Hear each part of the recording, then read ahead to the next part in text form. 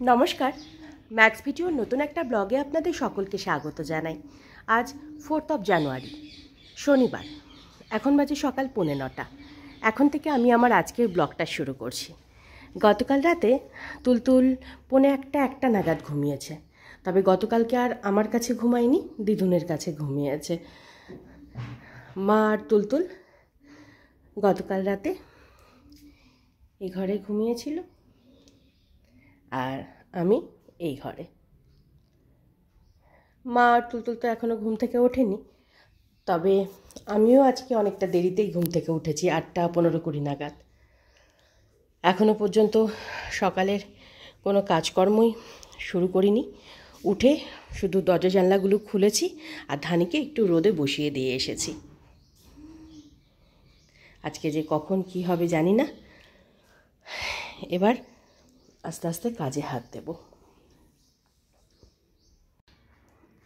এখন বাজে 11:15, আর আজকে মা আর তুলতুল দুজনেই এই 10:45 নাগাদ ঘুম থেকে উঠল। আর ঘুম থেকে ওঠার পর ওর প্রতিদিনের যে কাজগুলো থাকে সেগুলো ঝটপট সেরে ব্রেকফাস্টটা করিয়ে দিলাম। তাও ওর ব্রেকফাস্ট করতে আজকে একটু দেরি হয়ে গেল, 10:15-20 মতন বেজে গেছিলো। আর মা এখন স্নান ধান সেরে পুজোয় বসেছে, এই সবে মাত্র বসলো পুজোয়। আর এবার আমি এই ঘরের বিছানাপত্রটা গুছিয়ে নেব। তুলতুল আর ধানি একটু রোদে বসে আছে। ধানিকে তো সেই সকালবেলাতেই ওখানে বসিয়েছি।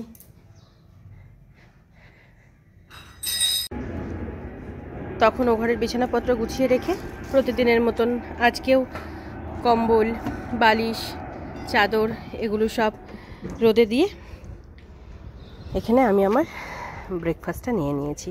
ব্রেকফাস্ট বলতে গত পরশুদিন মা যে পিঠেপুলি বানিয়েছিল সেগুলো দিয়ে আজকে ব্রেকফাস্ট সারছি। ধানি করেছে? কি করলি ধানি তুই? এটা দেখ তো, পুরো গাছটা ছিঁড়ে ফেললো। তখন আমি ব্রেকফাস্ট করে ওদিকে কিছু কাজ ছিল সেগুলো সব সারলাম। ততক্ষণে মায়েরও পুজো হয়ে গেছিল, আর মা কিছুক্ষণ আগেই ব্রেকফাস্ট সেরে এখন তুলতুলের স্নানের জল গরম করছে। আর আমি এদিকে সকালে যে বালিশ, কম্বল এগুলো সব রোদে দিয়েছিলাম, ওখানে তো রোদটা চলে গেছে, তো সব তুলে আনলাম। এখন এগুলো গুছিয়ে রেখে তারপর তুলতুলকে লেবুর রসটুকু খাইয়ে দেব। এখন বাজে 1:20, আর তখন তুলতুলকে লেবুর রসটুকু খাইয়ে তেল মালিশ করিয়ে স্নান ধান করিয়ে রেডি করে দিয়েছি। আর আজকে যেহেতু শনিবার, তো প্রতি শনিবারের মতো আজকেও একটু ওই নিরামিষ খিচুড়ি হচ্ছে, আর তার সাথে বেগুন ভাজা। চুষিটা রেখে দাও মা, খেয়ে নাও।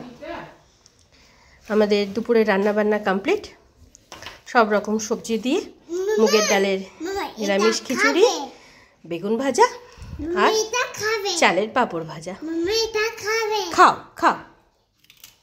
এখানে তুলতুলের খাবারটা বেড়ে নিয়েছি। ভালো, আচ্ছা ভালো। এখন বাজে 3:40, আর তখন তুলতুলকে লাঞ্চ করিয়ে ওর হাত মুখটা ভালো করে ধুয়ে মুছে দেওয়ার পরে ও সোফাতে বসে বসে একটু খেলা করছিল। আর সেই ফাঁকে আমি মা আর ধানির জন্য খাবারটা বেড়ে ওদের খেতে দিয়ে বাইরের কিছু কাজকর্ম ছিল সেগুলো সব সেরে গ্যাস ওভেন, রান্নাঘর এগুলো সব ধুয়ে মুছে পরিষ্কার করে তারপরে গেছিলাম স্নানে। স্নান ধান সেরে এই সবে মাত্র উঠলাম। আর এখন আমি আমার জন্য খাবারটা বেড়ে নেব, তার আগে একটু খিচুড়িটা গরম করে নিচ্ছি।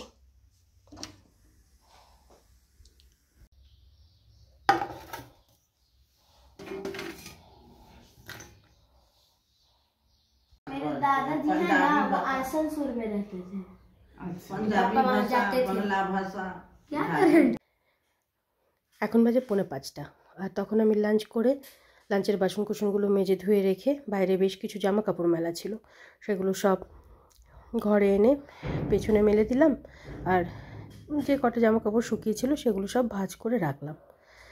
তারপরে শুতে যাব, ঠিক তখন ওই পাশের বাড়ির এক আন্টিজি আর ওনার নাতনি এসেছিলেন মায়ের সাথে দেখা করতে।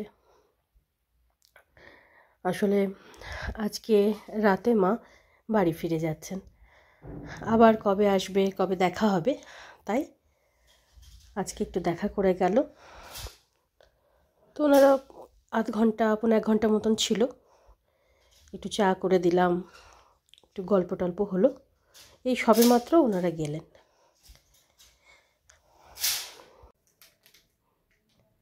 মাম্মা শোনো, বলছি দিদুন তো আজকে চলে যাবে, যাবে না?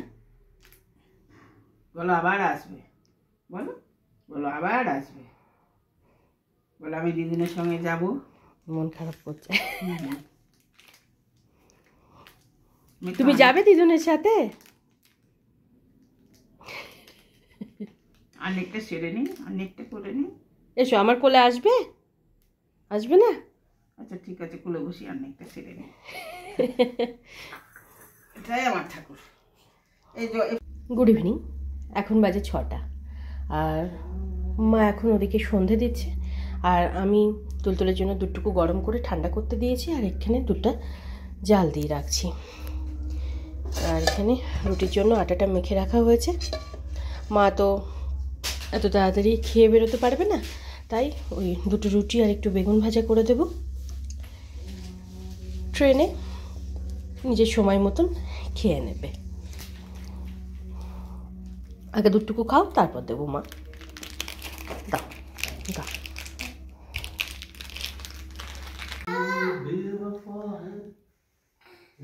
এখন বাজে 7:45, আর তখন মা সন্ধ্যা দিয়ে উঠে একটু চা খেলো। আমি ততক্ষণে তুলতুলকে দুধটুকু খাইয়ে দিলাম, আর তারপরে মা এদিকে রুটিগুলো করছিল, আর আমি কটা বেগুন ভাজা করে নিয়েছিলাম। আর এখন মা তুলতুলের বাবার জন্য একটু চা করে দিচ্ছি। তুলতুলের বাবা এই 5-7 মিনিট আগেই আসলেন। আমরা না, আমরা না,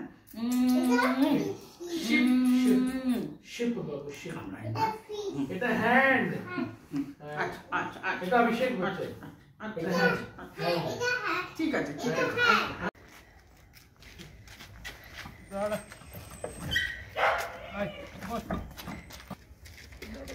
এই পোলের লাইটটা মনে হয় ফিউজ হয়ে গেছে।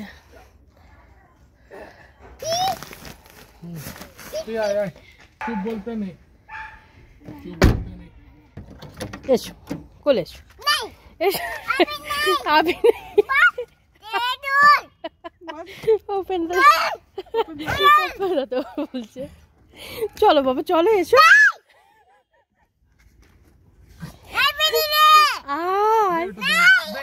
চল আমরা দোকানে যাবো, দোকানে যাবো। ললিপপ এসো এসো এসো এসো এসো। গুড গার্ল, বাহ। দুজনকে হ্যাঁ, বাহ। বলো দিদুন আবার এসো। হ্যাঁ, এখন বাজে 10টা 15, আর তখন মা আর তুলতুলের বাবাকে চাটুকু করে দেওয়ার পর তুলতুলের জন্য রুটিটা গরম জলে ভিজিয়ে রেখে আমি কিচেনেরই কিছু টুকিটাকি কাজকর্ম সারছিলাম, আর মা এদিকে চাটুকু খেয়ে রেডি হয়ে গেছিলেন। মোটামুটি 9:15 নাগাদ মা এ বাড়ি থেকে স্টেশনের উদ্দেশ্যে রওনা দিলেন। তুলতুলের বাবা মাকে স্টেশনে পৌঁছে দিতে গেছিলেন। আমাদের এ বাড়ি থেকে স্টেশন খুব একটা দূরে নয়, এই 10-12 মিনিট মতোই সময় লাগে। যাই হোক, ট্রেন ছাড়ার অনেক আগেই, প্রায় 1 ঘন্টা 10-15 মিনিট আগেই মা স্টেশনে পৌঁছে গেছেন। আর এখন আমি রাতের কিছু কাজকর্ম সেরে তুলতুলের জন্য দুধটুকু গরম করছি। এবার তুলতুলকে দুধ রুটিটুকু খাইয়ে দেব, ধানিকে খেতে দিয়ে দিয়েছিলাম, ওর খাওয়া হয়ে গেছে। এখন বাজে 11:15, আর তখন দুধটুকু গরম করে তুলতুলকে দুধ রুটিটুকু খাইয়ে দিয়েছিলাম। ধানির তো আগেই খাওয়া হয়ে গেছিলো, মোটামুটি 10:30, 10:35-এর মধ্যে তুলতুলের ডিনার কমপ্লিট হয়ে গেছিলো। ডিনারের পর ওর প্রতিদিনের যে সমস্ত কাজকর্মগুলো থাকে সেগুলো সব সেরে তারপর ওকে ঘুম পাড়ানোর জন্য বেডে নিয়ে আসলাম। তবে এ কদিন ডিনারের পরে তুলতুল বেশ কিছুক্ষণ দিদুনের সাথে খেলা গল্প এগুলো করে তারপর ঘুমাচ্ছিল। আজকে যেই বেডে নিয়ে এসে শুয়েছি অমনি শুরু হয়ে গেল বায়না, ও ঘরে যাব, দিদুনের কাছে যাব, দিদুনের সাথে ঘুমাবো। ও ঘরে নিয়ে গেলাম। এবার ও ঘরে নিয়ে যাওয়ার সাথে সাথে দিদুন দিদুন বলে কয়েকবার ডাকলো, কোনো সারা শব্দ পেল না।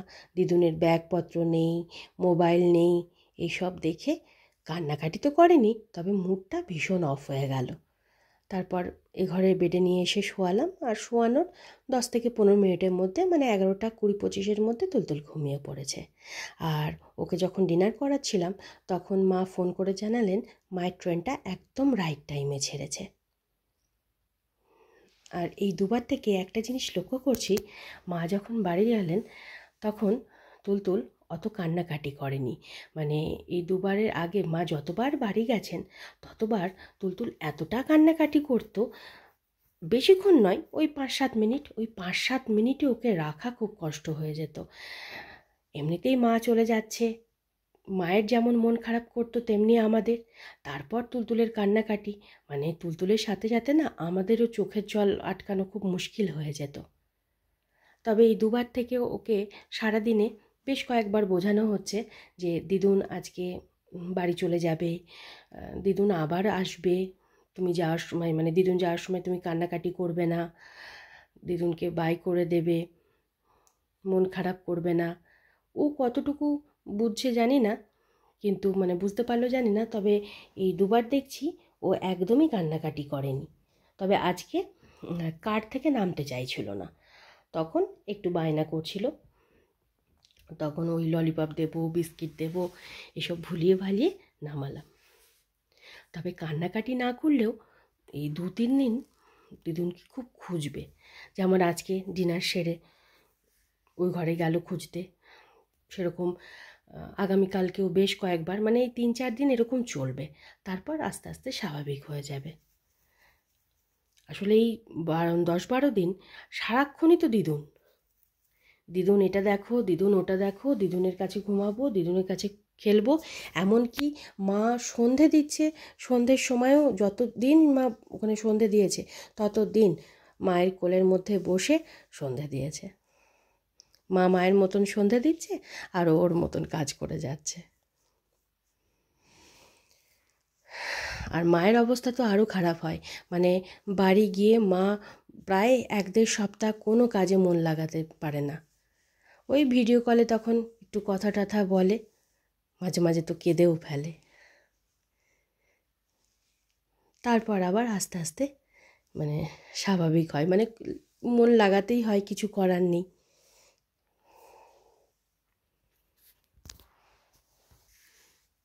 মা আসছে, একসঙ্গে কয়েকদিন থাকবো, আনন্দ করব, ওই আসছে এটাতেই আনন্দ।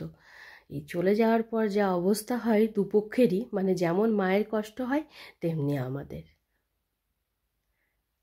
অবস্থার পরিপ্রেক্ষিতে সময়ের সাথে সাথে সব কিছু মানিয়ে নিতে হয়, আবার স্বাভাবিকভাবে জীবনে ফিরতেই হয়, স্বাভাবিক ছন্দে ফিরতেই হয়। কিন্তু তাও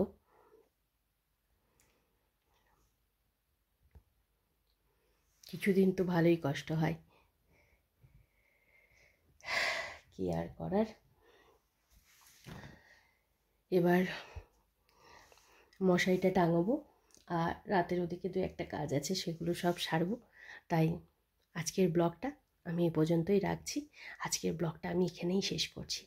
আমার এই ব্লগটা যদি ভালো লেগে থাকে তাহলে আমার এই চ্যানেলটাকে সাবস্ক্রাইব করে দেওয়ার জন্য বিশেষভাবে অনুরোধ রইল, সাথে লাইক আর শেয়ার করে দেওয়ার জন্য অনুরোধ রইল। সকলে ভালো থাকবেন। Bye and good night.